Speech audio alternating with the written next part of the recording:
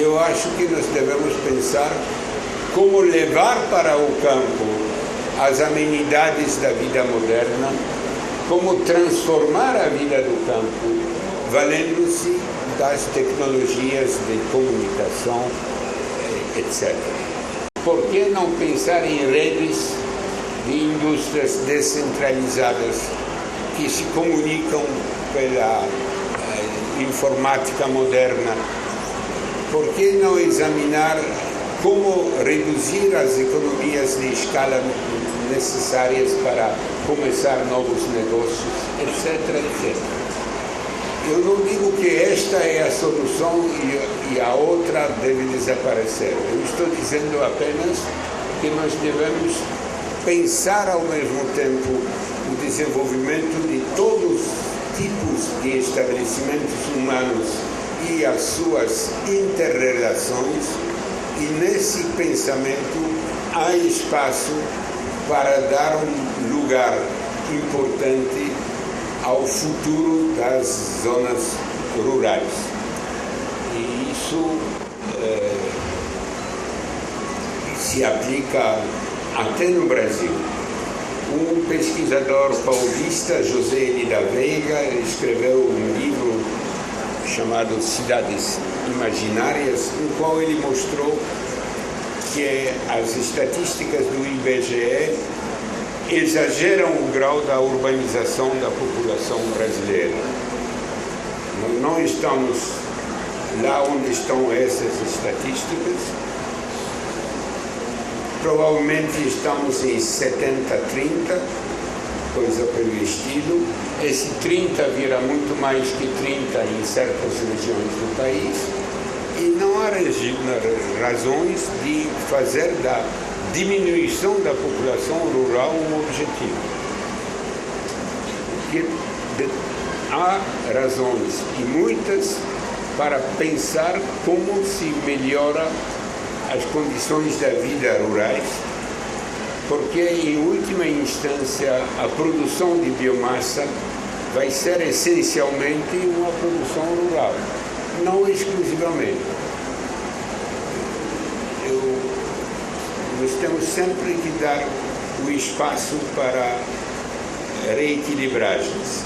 Há um espaço para a agricultura urbana e periurbana, para a produção de alimentos nos espaços vazios das cidades. Alguns falam de experiências recentes de hortas que em 50 metros quadrados produzem o alimento necessário para uma família grande durante o ano todo. Eu não sei se são 50 ou se serão 100. Certamente, para que essas produtividades sejam alcançadas, devemos pensar nas tecnologias que serão utilizadas.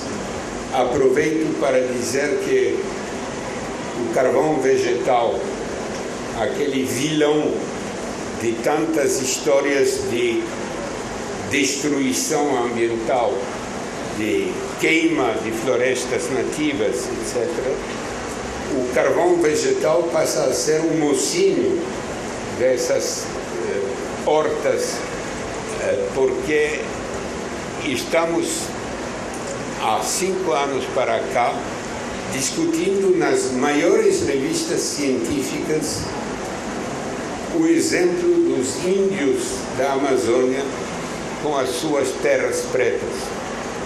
As terras pretas, as manchas de terras pretas dos índios pré-colombianos na Amazônia se devem à utilização do carvão vegetal como um catalisador dos processos biológicos ocorrendo no solo. Esse carvão não funciona como fertilizante. Esse carvão funciona porque ele modifica as condições do meio, retém a umidade, favorece a proliferação de micróbios, etc, etc. O fato é que a utilização do carvão vegetal nas manchas de terra preta da Amazônia é um exemplo para o século XXI, redescoberto pelos cientistas recentemente. Portanto, eu acho que temos espaço para melhorar a vida das populações urbanas, dando-lhe a possibilidade de ter uma horta na qual produzem para autoconsumo uma boa parte dos vegetais que consumem. Temos que sempre deixar o outro lado, nunca tentar de pensar por extremos. Há trabalhos um pouco futurológicos, futuristas, que dizem que é possível criar torres de produção de alimentos dentro das cidades, usando tecnologias avançadas de hidroponia, etc, etc. Portanto, sempre andando, o ideal é ser quadrúpede, andando com 4 pés e não tentando de se limitar a 2 pernas apenas. Agora, esta é uma perspectiva particularmente interessante para um país como este. A visão de uma biocivilização do futuro coloca quase que automaticamente o Brasil como um dos principais protagonistas do processo.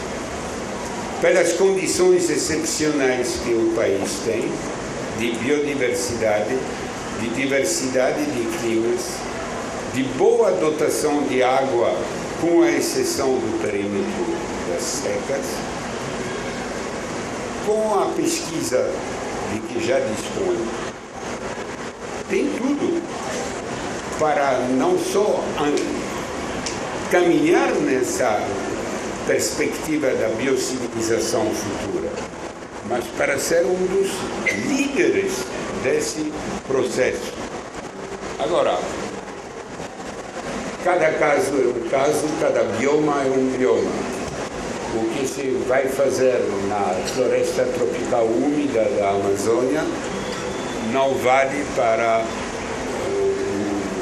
o cerrado, o que vale para o cerrado não vale para o semiárido nordestino. Nós temos que aprender a trabalhar por biomas e propor para cada bioma estratégias diferentes, com diferentes tipos de plantas, com diferentes tipos de animais, com diferentes tecnologias, com diferentes tipos de habitação, ou seja, pensar a partir dos recursos próprios. Eu acho que o desenvolvimento, em última instância, deve sempre ser um desenvolvimento endógeno em termos de pensamento.